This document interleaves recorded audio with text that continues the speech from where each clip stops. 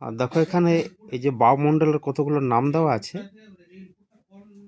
আমাদের নিচের দিকে ট্রপোস্ফিয়ার, তারপরে ট্র্যাটোস্ফিয়ার, তারপরে মেসোস্ফিয়ার, তারপরে থার্মোস্ফিয়ার, তারপর দিকে এক্সোস্ফিয়ার বলে যেগুলো আছে। তো এগুলোকে আমরা খেয়াল কিভাবে রাখবো? দেখো নিচের দিকে যেটা আছে ট্রপোস্ফিয়ার, স্ফিয়ার মানে হচ্ছে গোলক। প্রত্যেকটাতে গোলক দেওয়া আছে, তার মানে হচ্ছে যে আমাদের পৃথিবীটা তো গোলক, তো পৃথিবীর চারদিকে যে বায়ুমণ্ডল আছে সেটা তার মানে আমাদের গোলকের অংশ হয়ে যাচ্ছে। পৃথিবীর বাইরে একটা গোলক, তার বাইরে আরেকটা গোলক। তাহলে এই গোলকগুলোর মধ্যে দেখো নামটা কিভাবে আমরা খেয়াল রাখবো। ট্রপোস্ফিয়ার অ্যাকচুয়ালি ট্রপিক্যাল বলতে বোঝায় আঞ্চলিক বা অশান্ত বলয়।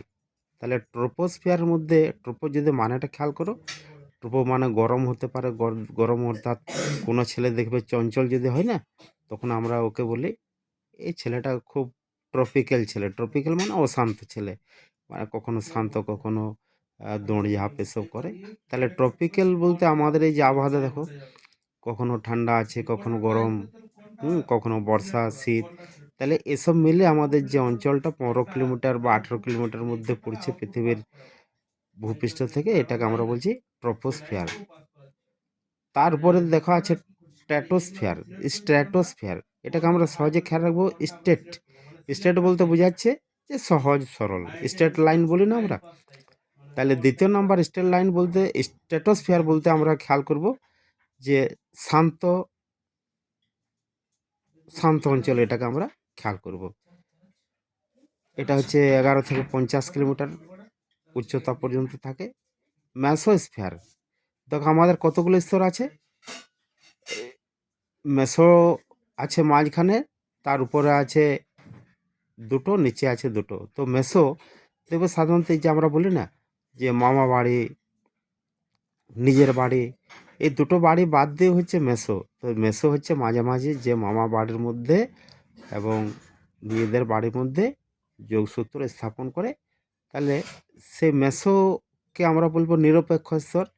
তাই মেসো হচ্ছে মাঝামাঝি স্তর, এটাকে আমরা খেয়াল রাখবো যে আমাদের 5টা যে স্তর আছে সেই 5টা স্তরের মধ্যে মেসোস্ফিয়ার হচ্ছে মাঝামাঝি। তাহলে মেসো অর্থাৎ মাঝামাঝি।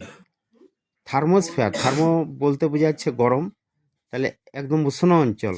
আমরা মেসোস্ফিয়ারের উপরে যদি চলে যাই তখন কিন্তু আবহাওয়াটা খুব গরম থাকে, সেটাকে আমরা বলছি থার্মোস্ফিয়ার বা গরম বলয়। এক্সোস্ফিয়ার, এক্সোস্ফিয়ার বলতে বোঝাচ্ছে বহির গোলক।